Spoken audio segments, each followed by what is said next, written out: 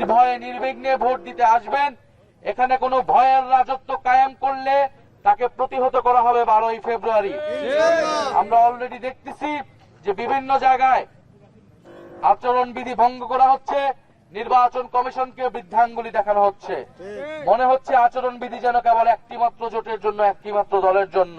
আমরা দেখছি আচরণবিধি ভঙ্গ করে পোস্টার লাগানো হচ্ছে, আচরণবিধি ভঙ্গ করে সারা রাত মাইকিং করে জনসভা করা হচ্ছে। আমরা স্পষ্টভাবে বলতে চাই, আমরা আইনের প্রতি শ্রদ্ধাশীল, এ কারণে আমরা আচরণবিধি মেনে নির্বাচনী প্রচারণা করছি। কিন্তু যদি অন্য কেউ সেই আচরণবিধি না মানে এবং ইলেকশন কমিশন যদি চুপ করে থাকে, তাহলে কিন্তু আমরা চুপ করে থাকবো না। এবং এলাকাবাসীর প্রতি আহ্বান, আপনারা দেখুন যে কারা আইনের প্রতি শ্রদ্ধাশীল, কারা আচরণবিধি মেনে চলছে এবং কারা মেনে চলছে না। সেই অনুযায়ী আপনারা বিচার বিবেচনা করে ভোট দিতে আসবেন। 12ই ফেব্রুয়ারি আমরা নির্বাচনের দিন ভোট কেন্দ্রে থাকবো। আপনাদের ভোটাধিকারকে আমরা সংরক্ষণ করব, কোনো ভয় ভীতি ছাড়াই আপনারা ভোট কেন্দ্রে আসবেন। সারা বাংলাদেশের ছাত্র জনতা যেভাবে 5ই আগস্ট রাজপথে নেমেছিল, 12ই ফেব্রুয়ারি ইনশাল্লাহ ভোট কেন্দ্রে থাকবে। আপনার ভোটাধিকারকে সংরক্ষণ করে বিজয় নিয়ে আমরা ইনশাল্লাহ ঘরে ফিরবো। ইনকিলাব জিন্দাবাদ।